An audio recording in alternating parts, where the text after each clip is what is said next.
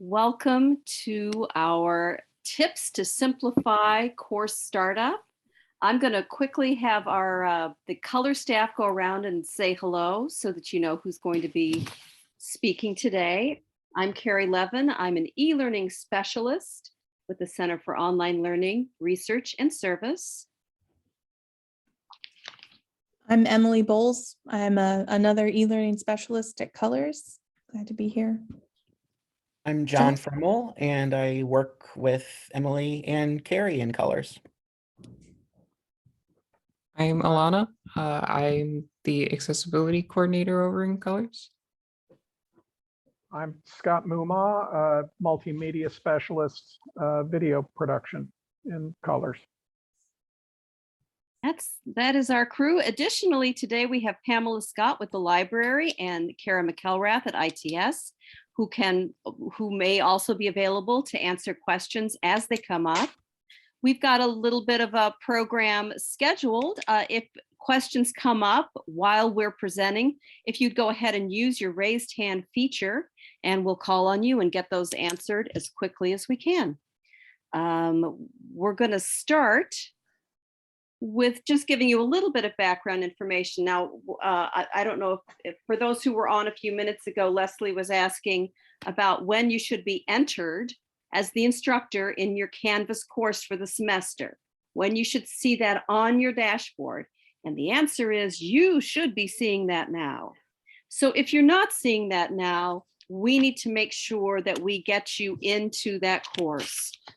We have noticed that there are people that are listed as instructors on the dynamic schedule that are not actually loaded in Canvas. And there seems to have been an issue with how people were loaded into Banner. So if that's happening to you, we need to make sure to get that rectified immediately so that you are in the course that you're supposed to teach. And let us know if you need help with such things as combining course sections. We've got a video demonstration and can kind of walk you through that if you need assistance. Courses are published at 12:01 a.m. on the first day of the semester, which in this case is January 18th. So you don't have to worry about publishing. We are going to show you if you want to publish early. We're going to show you how you can do that.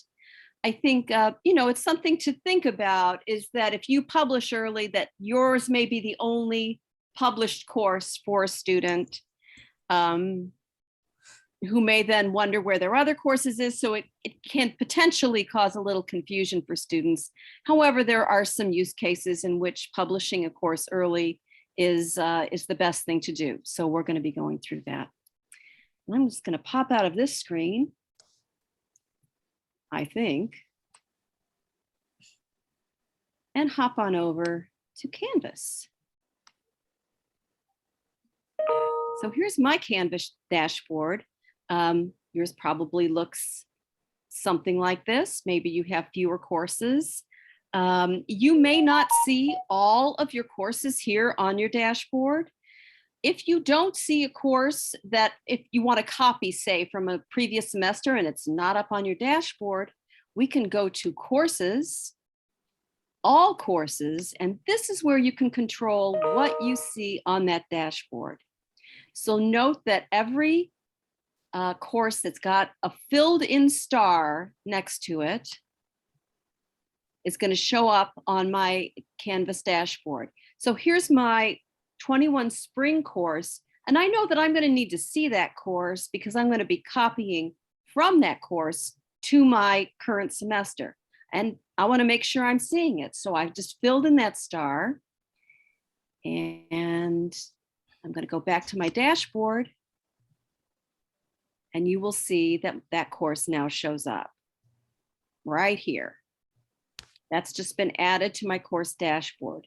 If I want any of these to be removed from the dashboard, similarly, you go to All Courses, and you can remove that star.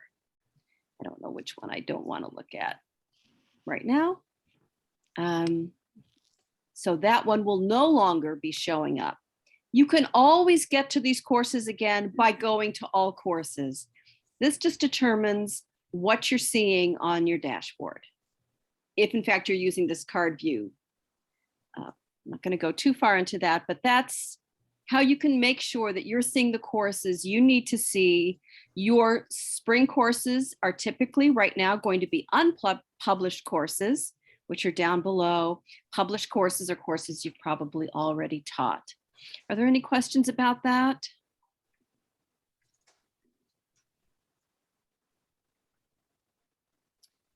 Okay, so a lot of us are going to be copying content from a previous Canvas course.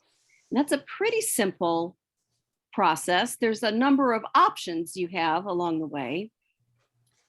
I'm going to start by just opening my new course. And I'm going to, looking over here on the right, I see a button on my homepage that says import existing content. And that's what I'm going to click on. Where I go to, next I go to my drop down content type, and I'm going to say copy a Canvas course. And next thing I need to do is search for that course.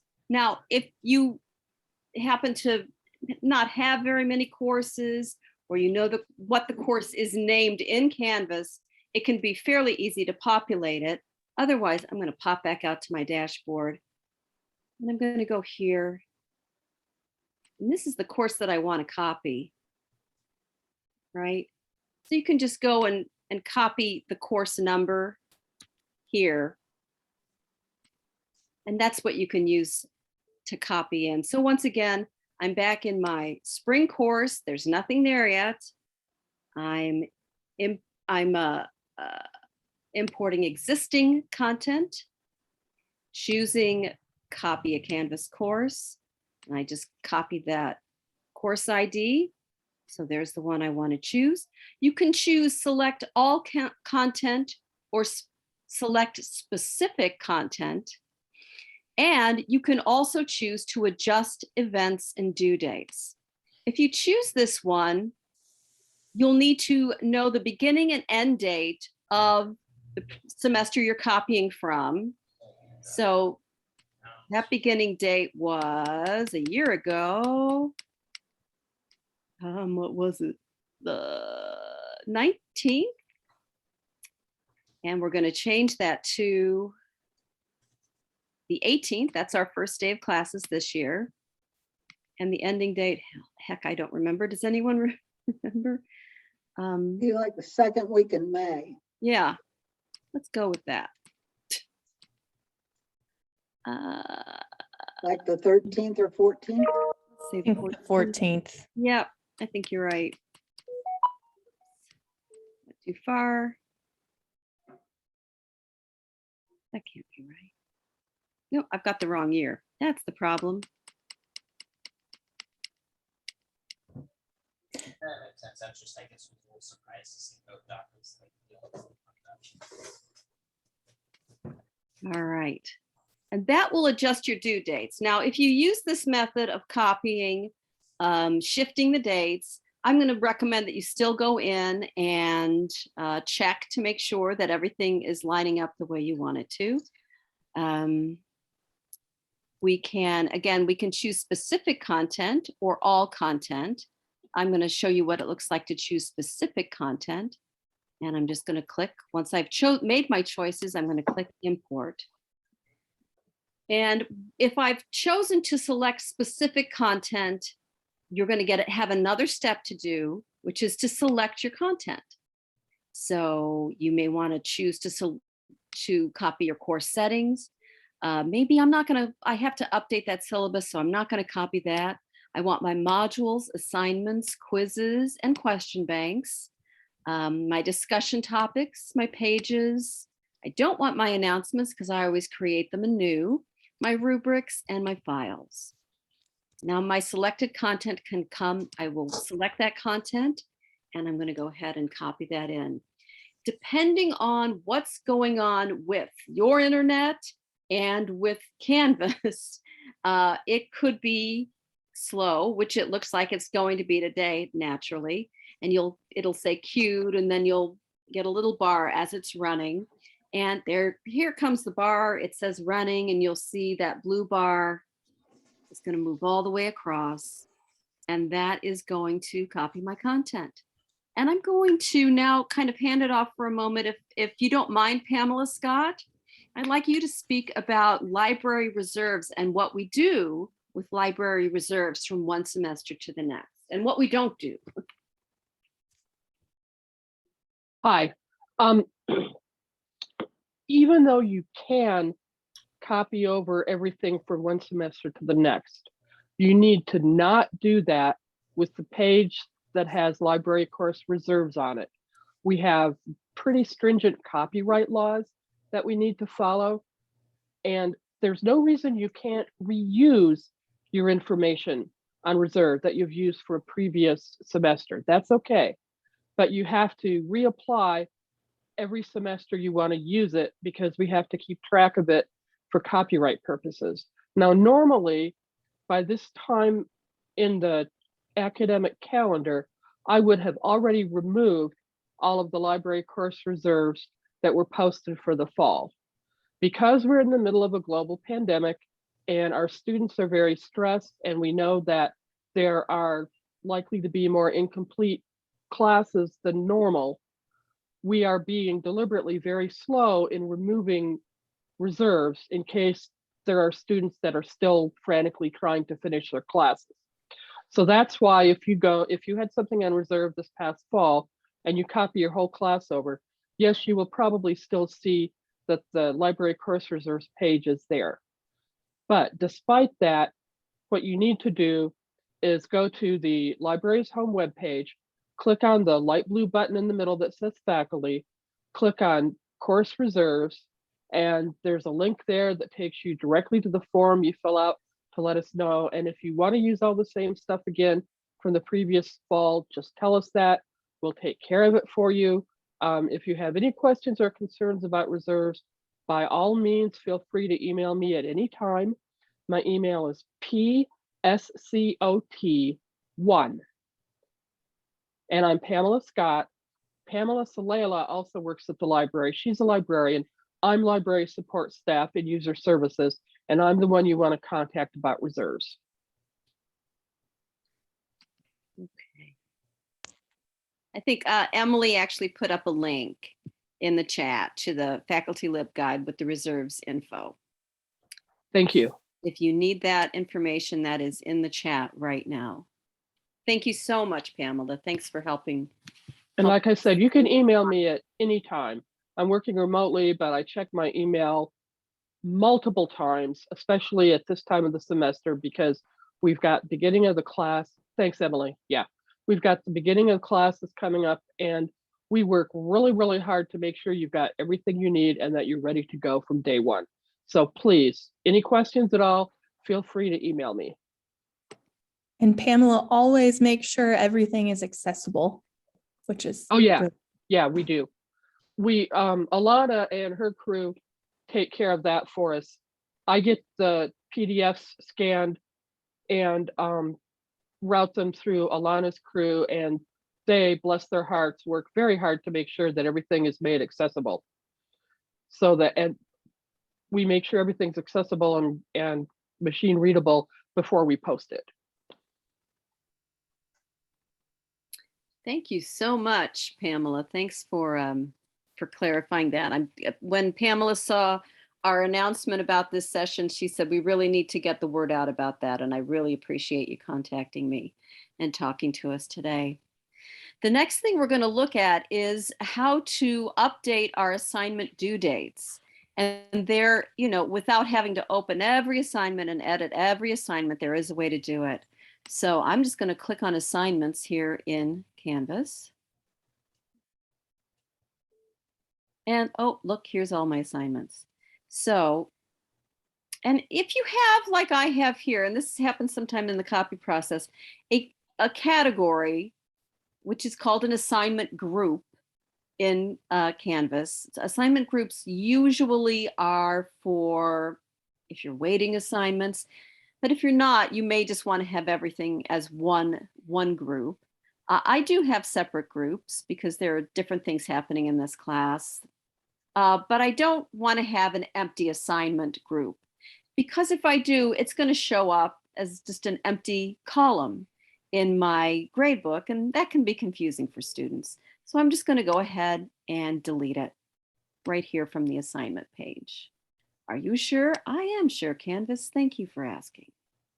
All right.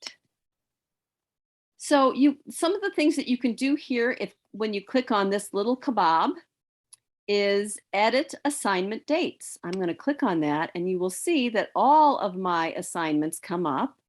And here you can easily, check them against your syllabus. I did adjust the dates, so these could be close to accurate, but make sure that these are the dates that you want. If you have availability from and until for a particular assignment, as I do for a quiz, that will show up here as well. And you can click on your little calendar thing and easily adjust those dates. Anything else we want to say about this? This is, you can also do a batch edit. If you click on all of them, you can do a batch edit here, and you can shift them any number of dates. And also, if there are certain dates, such as, I don't know if we have dates that we're not meeting or you're not meeting for a particular day, you can change that here as well. Okay. So I had a raised hand. Was that June? Yes, yes. I'm I'm glad you mentioned this group, assignment group thing. So previously I had a class in which I have other assignments, just like if that's 10 points, that will be like 10 points toward the final grade. But the midterm and the finals exams, so were designed as 100 points each. So I did not use this group thing, and therefore Canvas did not weight it like as it's supposed to, like the midterm, like 15% toward the final, and final exam 20% toward the final. So there was kind of a confusing among students, said why, according to the Canvas grade, is not the same as the final grade they received.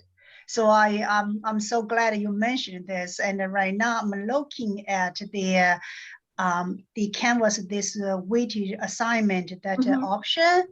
Yeah. So if you click on one of them, for example, I have the option of forum discussion, textbook assignments, projects, and exam. Let's see, I have 4 of them.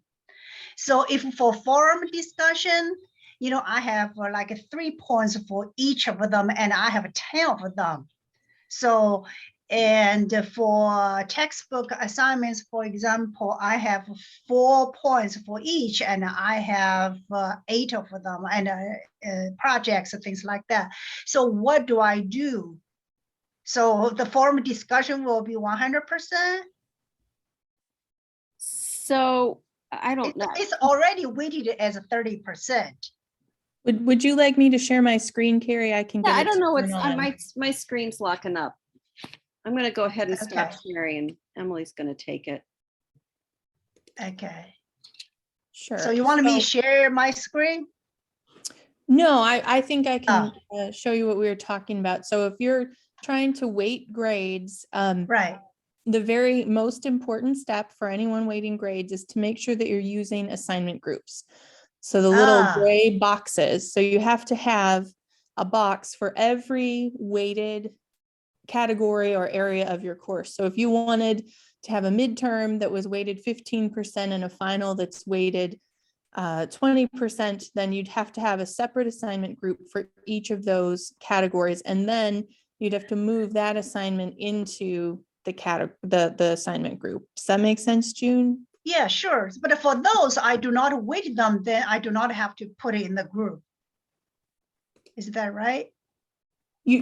So if you want them, so if you haven't calculated the points. Yeah, so I the- have, the problem is I designed this kind of weird and not thinking about it. So some they're weighted, some they're not. Then you'll So- need to either change the points this term to make it so they're all, so that the Yeah. points all work, or you could weight all of them. Right. So I'll just walk everybody through how to turn on weighted grades, and then if you want at the end, we can take a peek at your class specifically. If you'd like, I'd be happy to do Yeah, that. sure. I don't want to take too much everybody's time, but yeah, thank you. Yeah. So, oh, I did that a little quick. So if we click on the 3 dots or the kebab menu in the upper right corner, when we're in the assignments area, Mhm. we're going to click on that and choose assignment groups weight, which is such an awkward phrase for me to say every time. And we're going to check the box to weight our final grades. And so- Right. Yeah. So this is where you would enter percentages if you decided that you wanted to do weighted grades. And anything that has a 0 will not be included in the final grade that's displayed to your students and displayed in your view of the grades area. So when you've got all of those totaling 100, you click save. And you'll know it's turned on because you're going to see a percentage of total in the gray bar for all of your assignment groups. And so that's how you turn it on. There are some things to think about when you're weighting assignments, which is that everything is in a proper category, that they're grouped together and organized. And if you've copied things from Blackboard, one of the things to watch out for, as Carrie mentioned, are these extra assignment groups. So sometimes in the early days of moving from Blackboard to Canvas, we would have people with sometimes hundreds of extra assignment groups. And it's important to delete those, because when our students, I'm just going to pop into student view real quickly. When our students go to their grades area, all of those empty assignment groups are going to appear as something down here where it's going to give them a category grade and make their view of the grade book really extended and sometimes confusing. So if you have lots of extra categories, I'm just going to pop out of student view and pop back to maybe my assignments. There we go. Then it's really important, as Carrie mentioned, to just click on the kebab for the assignment group, click delete, click OK. It's repetitive, but it is really important for your students. It'll also make your view of the grades load faster, because it's going to load that every time for you too. And it can be distressing if your internet is a little slow. That makes sense. So other things we were going to talk about your grade book is cleaning it up. One thing that I've noticed from looking at a large number of Canvas courses is that sometimes we create assignments and then we modify them the next term and we end up with duplicates. And if we're trying to save those assignments for later, one, maybe you don't need them because they will be in your the previous version of your class. So you could delete them to keep your grade book clean for you and your students. If you really don't want to do that, you want to be sure that any assignments you don't want your students to see or to be included in your grades, they are unpublished. So unpublished is when we see this no symbol instead of the green check mark. And that means that your students can't see them and they're not counted in your grade book. So just things to be mindful about that can get you in trouble with how your grades are calculating. All of your assignments that are listed in the assignment area are exactly what you're going to see as columns in your grade book. So if there's something odd going on, you always have to come to assignments to fix it. All right, so the next thing do you guys have any more questions about assignments or grades before I talk a little bit about home pages? No? Okay, well, feel free to ask away if you end up with some. So one of the things that I really like in Canvas is the ability to control what the students see when they first come into your class. It can be a great way to set the tone of how the class will function, and a great way to organize information and control sort of how you and direct your students to where you want them to go in a course. In this class, you can see I have announcements, which it's just showing the first line up above, and then I have all of my modules listed below, which is a fine way to go. My preferred method is to control what they're seeing just a little bit more, and you can do that really easily with a homepage. And Colors has created some homepage templates that you can modify, and they're in the Canvas Commons. So if you're on the homepage of your course and you click on Import from Commons, you can come in here, and if you start searching for University of Illinois Springfield, that's going to bring up all of the pieces that Colors and other folks from our institution have shared with one another, which is quite nice. A quick, easy way to get there. And this is the homepage I'm going to load. So I'm going to click on that. You can see just a tiny, very small little piece. And when I'm sure that it's what I want to bring into my class, I'm just going to click on Import Download, and then check the box for the course that I want to put this template into. And then I click on Import into Course. And that's going to load into the class for me. So I'm just going to pop back to my dashboard and come back in here. So now that I've imported the page into my class, I can make it my home page. So the first thing you do is you just pop into Pages, and we will find our home page. So I believe it's this is the one I chose to import. So my home page with navigation and modules. I'm going to just click on the kebab on the right side and choose Use as Front Page. And once I get that magical little tag there, when I'm on my home page, I can use the Choose Homepage feature. And so right now it's on modules, which is great.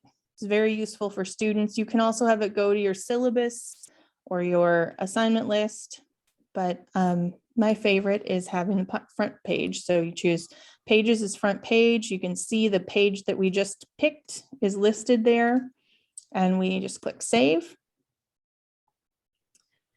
And now my home page is showing here, and I can click Edit and I can customize. So I could put, you know, CAP 115 and the course title. And I've got these navigation buttons to send students to common areas.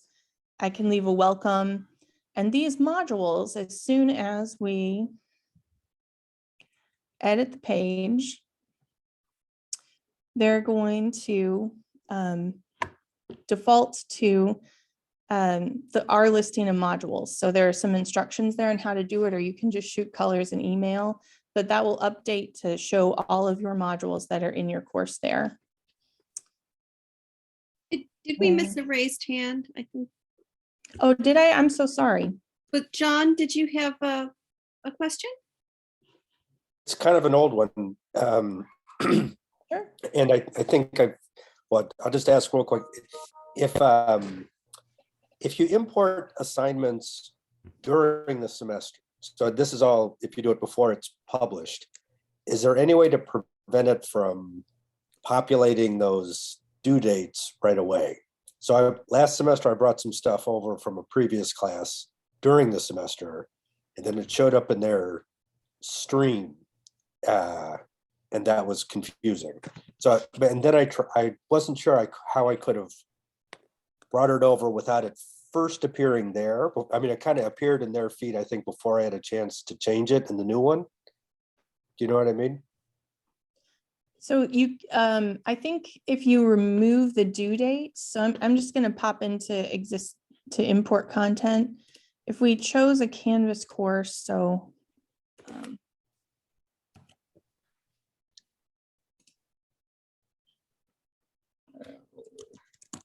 trying to remember one. All right. And then if I choose to adjust the due dates, if you remove the due dates, I think that will keep it out of their upcoming assignments area, but they will come over most likely published. John or Carrie, please pipe up if I'm off. Yeah, I think they would be published if the course you're copying from had them published. They would be published when you import them, but there's nothing stopping you from immediately unpublishing them in your current course until you're ready for students to see them. So that's what I would recommend, just as part of the import process. As soon as it's done, unpublish them. Okay.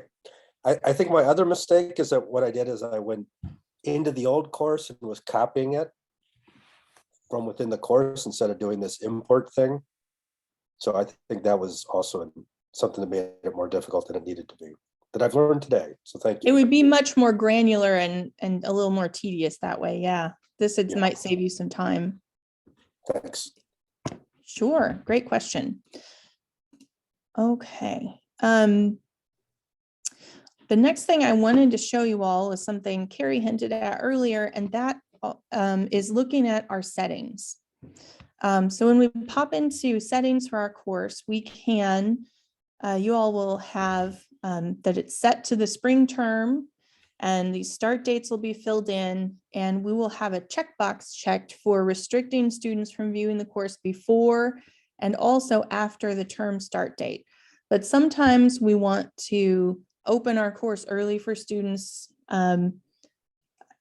It can be a good practice, especially if you, some courses like internship courses or other things, they start early, sometimes they end later, or you just want to open your class for students. The easiest way to do that is to come to settings on your course details tab and uncheck the box for restrict students from viewing the course before the term start date. And then you just click update course details. And then as soon as your course is published, which mine is already, it will be open for the students to be able to view.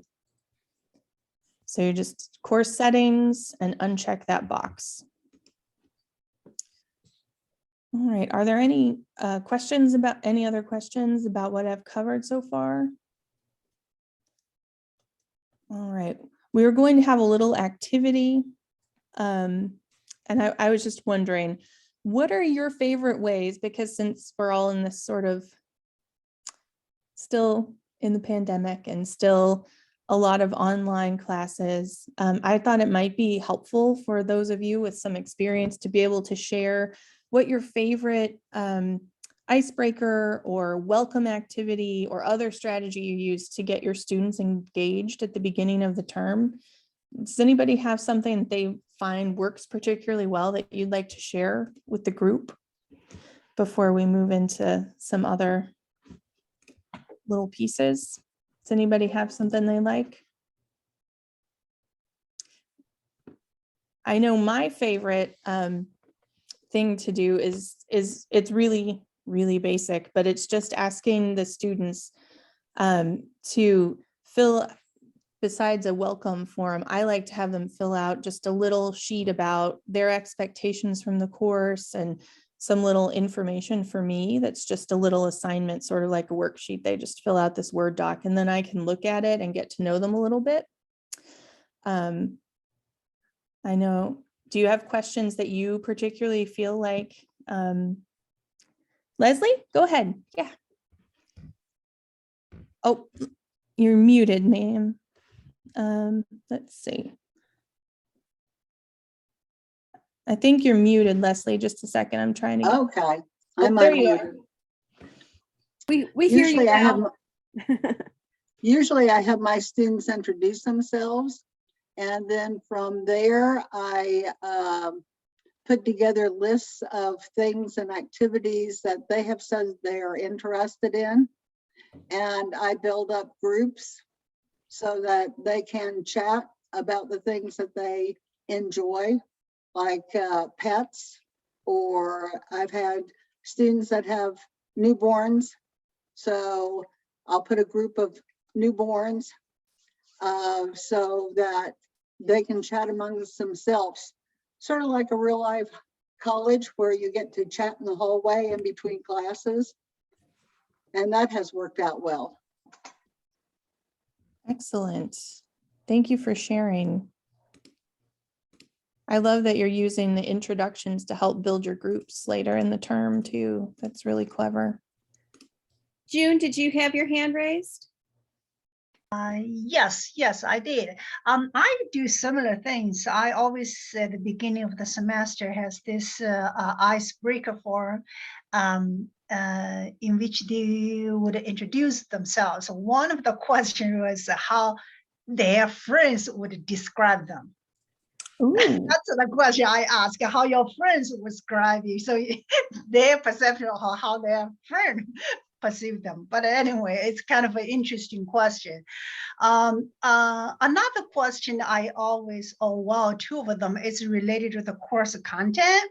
For example, if this public policy class, I always from that point I start asking them, okay, which policy area you will be interested to study for the paper. So give them kind of idea. If that's the stats class, I would ask them to describe how data is collected and analyzed in their workplace, sort of something related to the course content besides they introduce themselves thing. Yeah, and I always also ask them what they would like to do in their, spare time, if they have any. So most of the students would say, it's barely I have anything, but they always list something they enjoy. Yeah. that's great. I love the foreshadowing and getting them to think ahead to large assignments too. Yeah. Brilliant. Wonderful. Well, thank you for sharing. If anyone else has something they'd like to share, feel free. I think, John, would you like to share your screen, John, or do you want me to demo something for you about proctoring? Oh, I wasn't planning on really demoing anything, but just Okay. discussing some of the options. If you wanted to go to Respondus in this course, we can talk about that. Absolutely.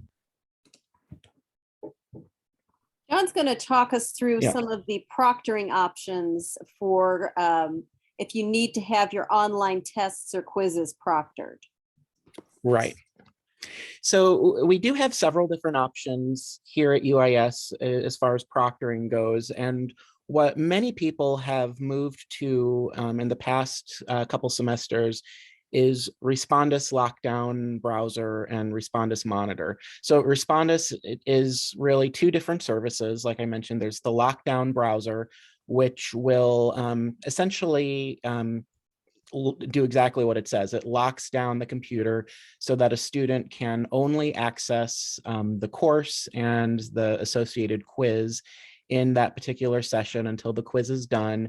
It prevents students from, navigating to another website to potentially look up quiz answers or using other programs that aren't authorized. There are some exceptions that you as the instructor can create. So if there is a specific website, for example, that you do want students to have access to, you can include that in your quiz, and the browser will let you or will let students click on that link and go to that site, for example.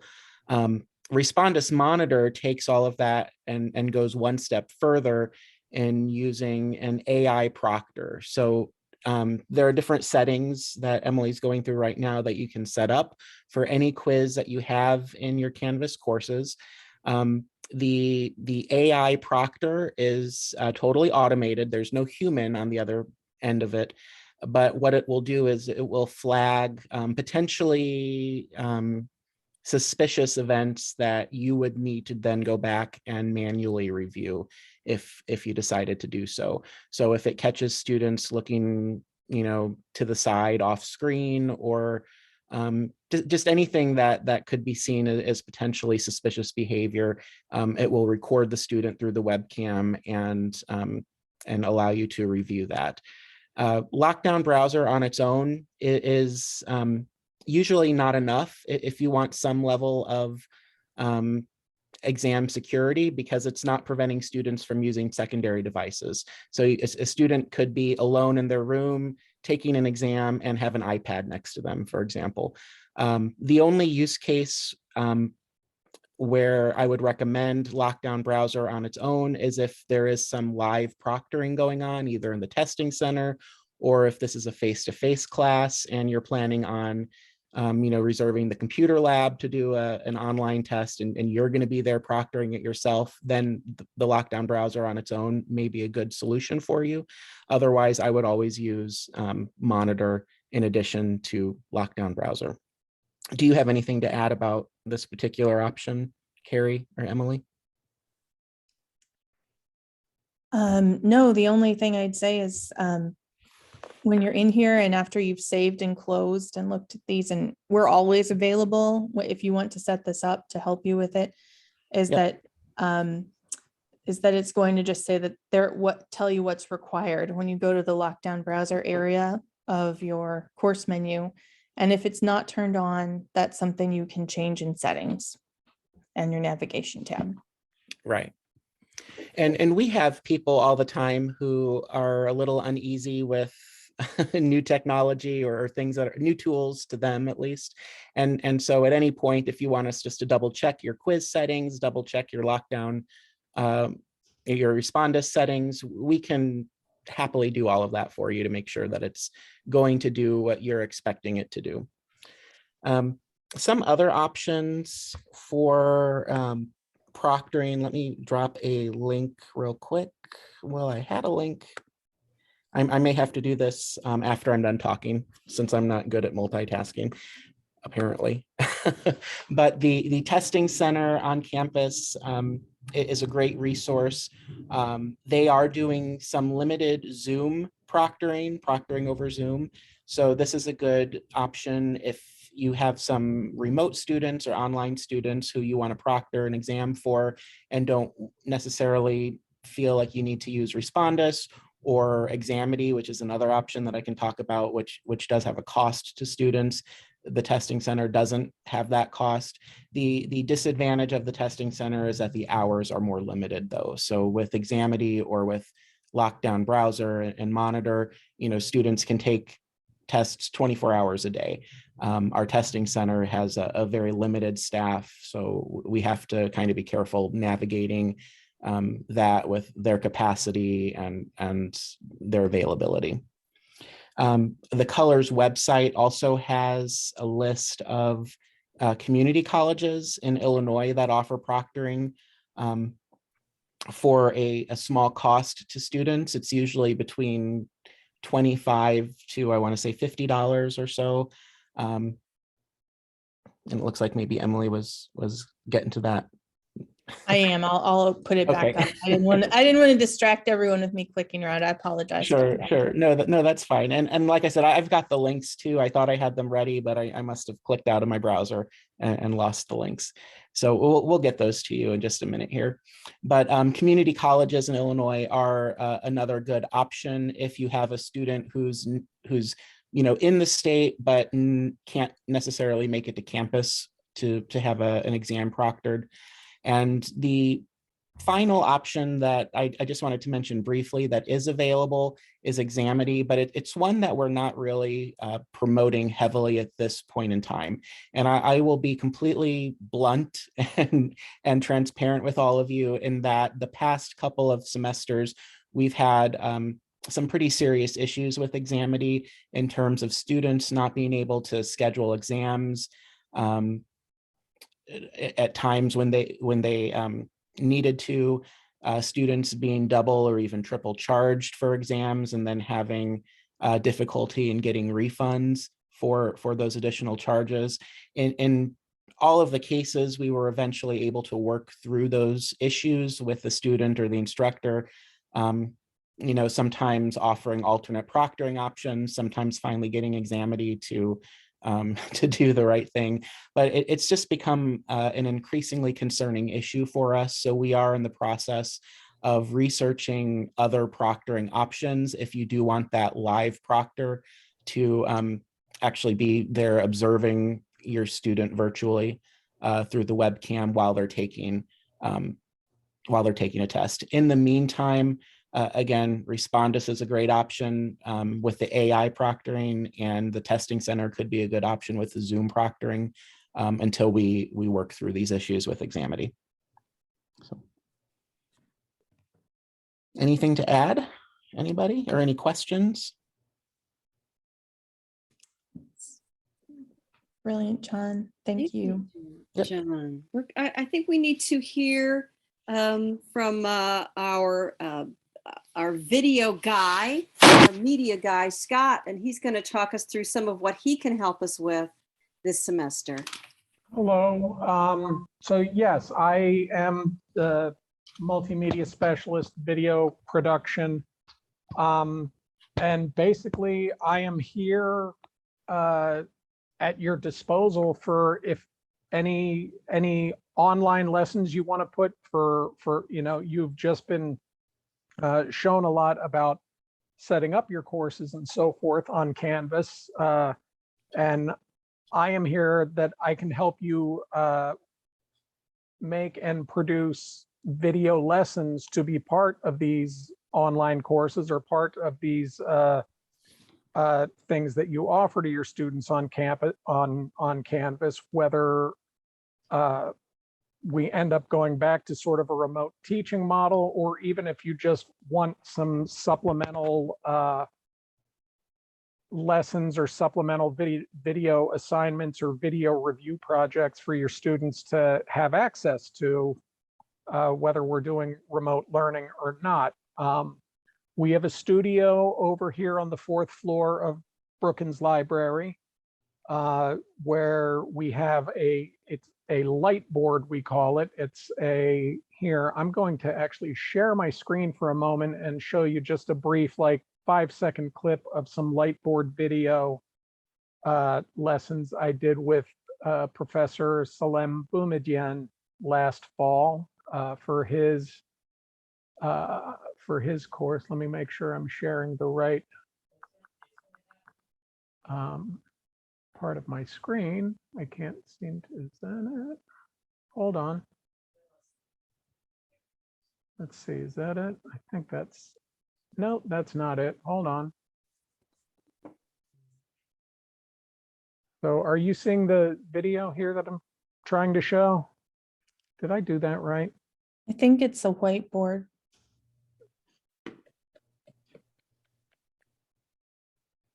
Except it's not actually playing one. Yeah, I've got the whiteboard. That's not what I intended to share. So let me, I've got a video window collapsed here and it's not anywhere showing up in my things to share.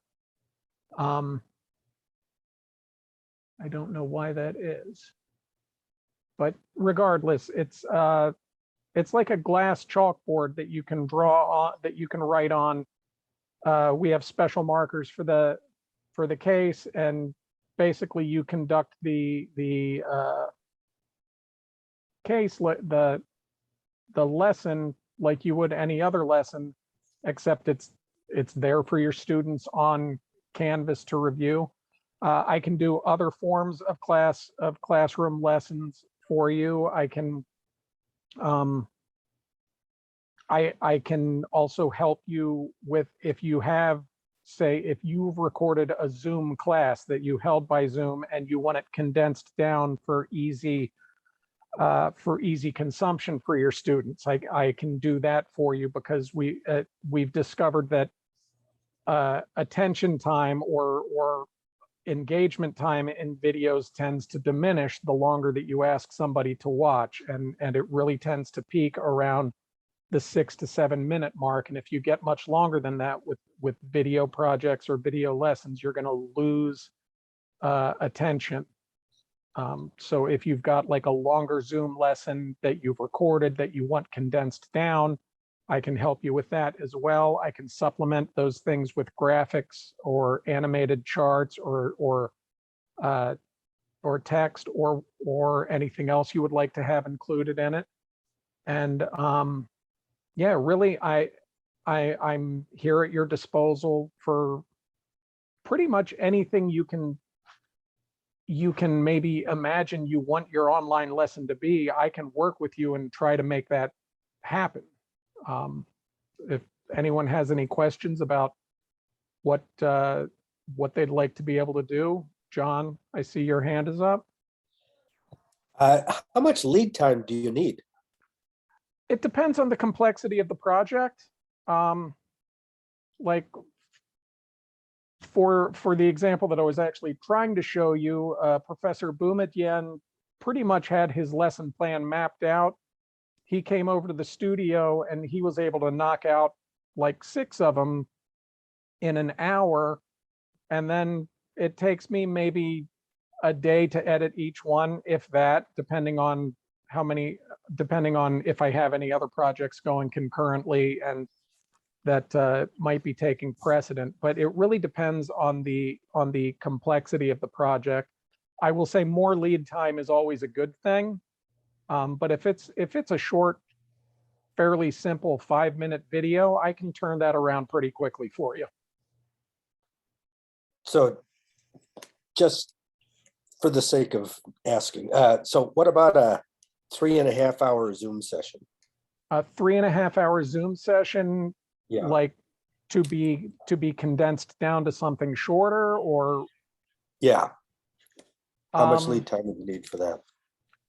that would be longer, unless you had like the specific portions of this Zoom that you wanted to include in the condensed version, and you could tell me like, okay, I want from 10 minutes to 14 minutes, and then at the hour mark, there's another 5 minutes here.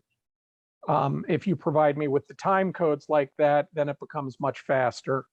And that would again probably be a day or two, depending on my other any other ongoing projects I had. Okay, that's great.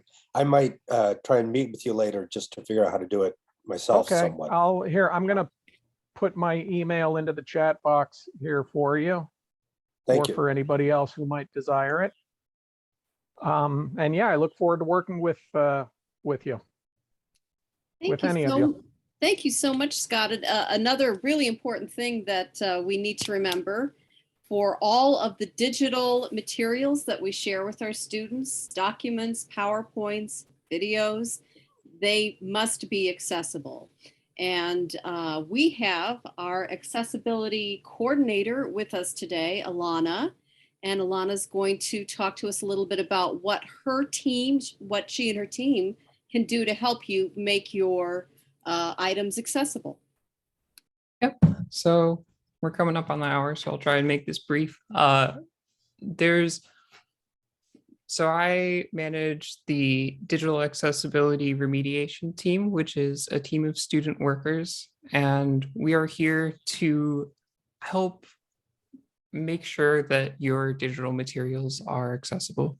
So if you had PowerPoints, Word documents, or PDFs, you can contact us and send us the files, and we will go through, run the checkers and everything, and make any necessary edits to make sure that they're accessible while preserving as much of the original styling and all of the material. And then we will also, are able to provide captions and transcripts for any video that you might have, especially if it's in Kaltura. If it's in Kaltura, I can just pull it, we can caption it, and then I can apply the captions directly in Kaltura, and you don't really have to worry about all that much. If you have external sources that are from YouTube or Vimeo that maybe either don't have captions or don't have very accurate captions. We can also caption them through Amara, a third-party service, and then you can link to the video there. And then I'm also here if you just have any other accessibility questions about, like, if a web source that you're linking to is accessible or something like that, I can take a look at it. Or if you want to learn how to make things accessible yourself, I'm happy to help you with that as well. So anything accessibility related, feel free to reach out.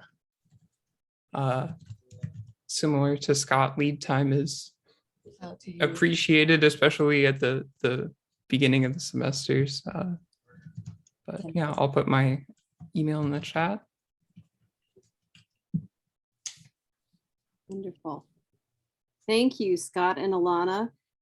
We are coming up to the hour here, and at 2 o'clock, we do have our office hours. If anyone wants to hang out and you have other questions you want to ask, we're going to be sticking around. You know, if you need to go and you have a question, now would be the time.